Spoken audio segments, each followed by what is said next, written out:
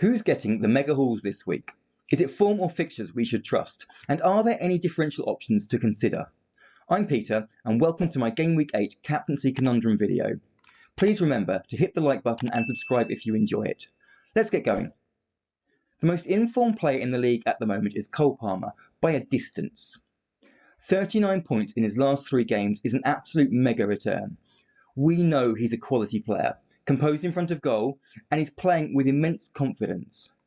Let's have a quick look at his stats. He scored 6 goals from 4.07 expected, which is a high level return. Most players don't exceed their XG over the course of a season. Only the really elite finishers tend to do so, and it isn't by much. This is only Cole Palmer's second season of playing regularly, so we can't really say for certain that his finishing is elite yet, but all the signs are pointing in that direction. Now, 5 assists from only 1.79 expected is actually very fortunate so far this season. He's relying on that for his teammates to put away the chances he's creating, and they don't have the same quality he does. It's a figure that's likely to significantly even out as the season progresses. All in all, if he continues getting and creating chances at the level he has, you'd expect his points per week to drop off. But the fixtures for Cole Palmer are getting harder, and this week is Liverpool away, one of the toughest games of the season. Liverpool have, by a distance, the best defence in the league so far, based on goals conceded, and expected goals conceded also. They make it really tough for their opponents to put the ball in the back of their net. They've only conceded 2 in 7 games. That's outstanding. Maybe Chelsea can get one. Will they get more? It doesn't seem likely. However good Cole Palmer is, this doesn't feel like a good week to pick him as captain. He might get a return, but I just can't see him getting big points. The odds on that happening have to be really slim. It's pretty clear there will be significantly better captain options this week. Maybe a player he'll be up against. Salah? He's not hit the heights that Palmer has in the last 3 games.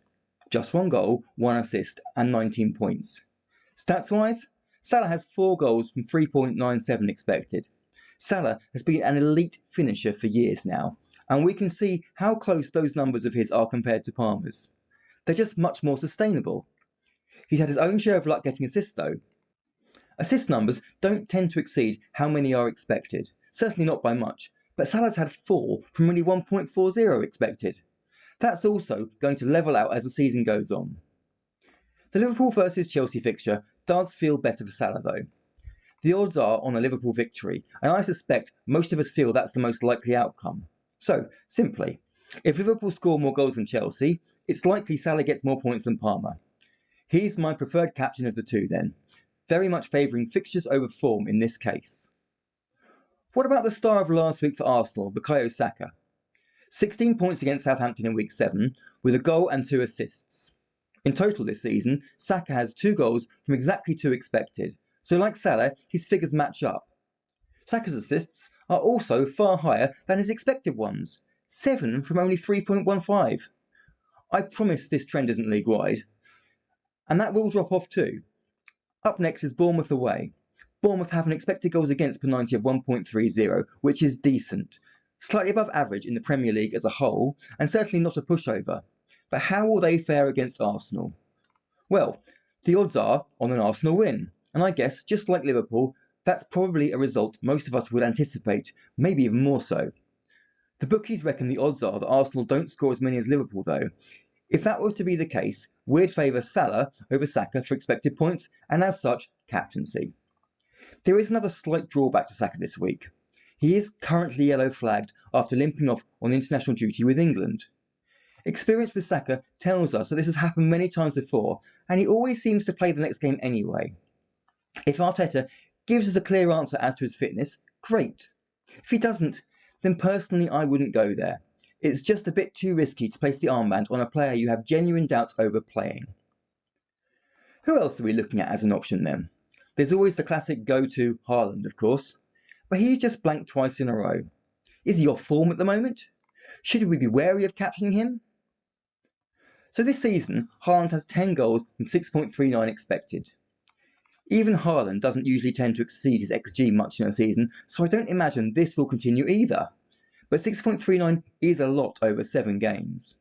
Albeit he only notched up 0.7 in his last 2 matches, that's still pretty reasonable. He'll do better, and the chances will continue to fall his way.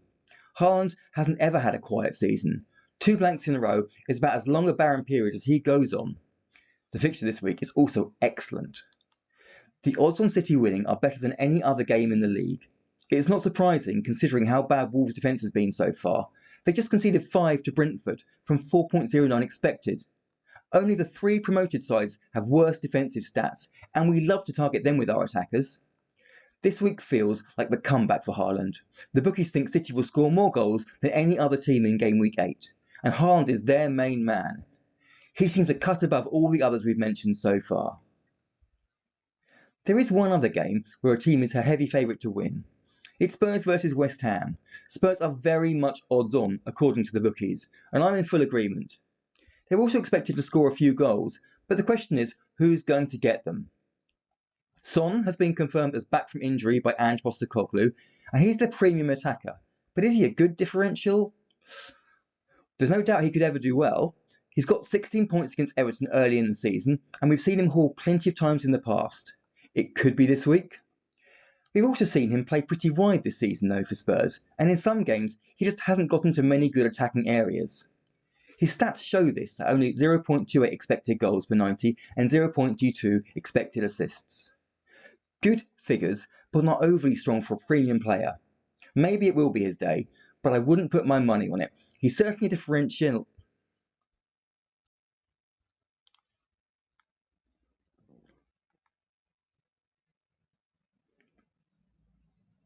Good figures, but not overly strong for a premium player.